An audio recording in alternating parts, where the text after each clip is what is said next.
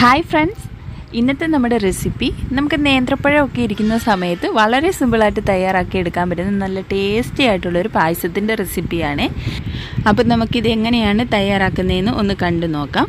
ഈ വീഡിയോ കണ്ടുകൊണ്ടിരിക്കുന്ന സമയത്ത് നിങ്ങൾക്ക് ഇഷ്ടപ്പെടുകയാണെങ്കിൽ മറക്കാതെ തന്നെ ആ ലൈക്ക് ബട്ടണും കൂടി ഒന്ന് ക്ലിക്ക് ചെയ്തേക്കണേ. ചാനലൊന്ന് സബ്സ്ക്രൈബ് ചെയ്ത് ഒന്ന് സപ്പോർട്ട് കൂടി ചെയ്യുക. അതിനായിട്ടൊരു 3 നേന്ത്രപ്പഴം ഒന്ന് ആവി കയറ്റി എടുത്തിട്ടുള്ളതാണ്. ഇനി ഇതുപോലെ ഒരു ഗ്ലാസ് വെച്ചിട്ട് നന്നായിട്ട് ഇതൊന്ന് ഉടച്ചെടുക്കാം. ഇനി നമുക്കിതിലേക്ക് ഒരു 1.5 മുറി തേങ്ങയുടെ 1-ാം പാലും 2-ാം പാലുമാണ് എടുത്തിട്ടുള്ളത്. 1-ാം പാല് നല്ല കുറുകിയുള്ള തേങ്ങാപ്പാൽ വേണം എടുക്കാനായിട്ട്. ഇനി 1 കപ്പ് ശർക്കരയിലേക്ക് ഒരു 1/4 കപ്പ് വെള്ളവും കൂടി ഒഴിച്ച് ഒന്ന് പാനിയാക്കിയ ശേഷം നമ്മളതൊന്ന് അരിച്ചെടുത്തിട്ടുള്ളതാണ്. ഇനി ഒരു കടായിലേക്ക് ഒരു 2 ടേബിൾ സ്പൂൺ നെയ്യ് ഒഴിച്ച് കൊടുക്കാം. അതിലേക്ക് ഇനി കുറച്ച് മുന്തിരി ഇട്ട് ഒന്ന് റോസ്റ്റ് ചെയ്തെടുക്കാം. ഇപ്പോൾ നിങ്ങൾക്ക് മുന്തിരിയുടെ കൂട്ടത്തിൽ അണ്ടിപ്പരിപ്പ് ഉണ്ടെങ്കിൽ അത് ചേർത്ത് കൊടുത്തും റോസ്റ്റ് ചെയ്തെടുക്കാവുന്നതാണ്. ഇതിപ്പോൾ മുന്തിരിയൊക്കെ നന്നായിട്ടൊന്ന് റോസ്റ്റായി വന്നിട്ടുണ്ട്. ഇനി നമുക്കിത് നെയ്യിൽ നിന്ന് മാറ്റാം. ഇനി ആ ഒരു നെയ്യിലേക്ക് തന്നെ കുറച്ച് തേങ്ങാക്കൊത്തൊന്നിട്ട് മൂപ്പിച്ചെടുക്കാം.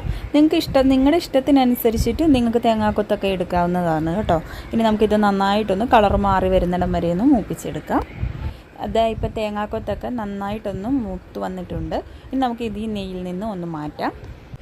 ഇനി ആ ഒരു നെയ്യിലേക്ക് തന്നെ നമ്മൾ നേരത്തെ ഉടച്ച് വെച്ചിട്ടുള്ള ആ ഒരു പഴമുണ്ടല്ലോ, ഇത് ചേർത്തിട്ട് നന്നായിട്ട് ഈ പഴം ഒന്ന് ഈ നെയ്യിലൊന്ന് വഴറ്റിയെടുക്കാം.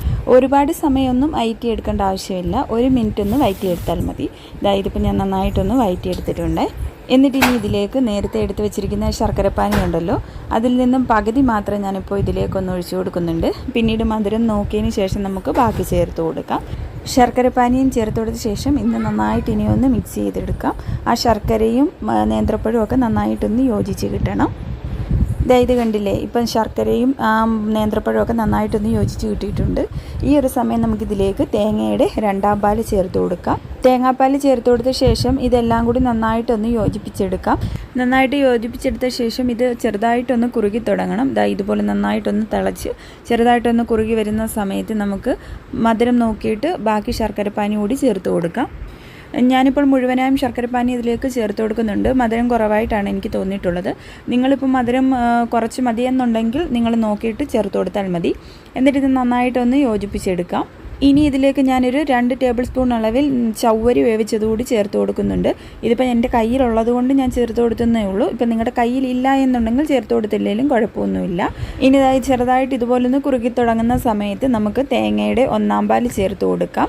അതിൻ്റെ കൂടെ തന്നെ ചുക്കും ചെറിയ ജീരകവും ഏലക്കായും കൂടി പൊടിച്ചെടുത്തിട്ടുള്ളതാണ്.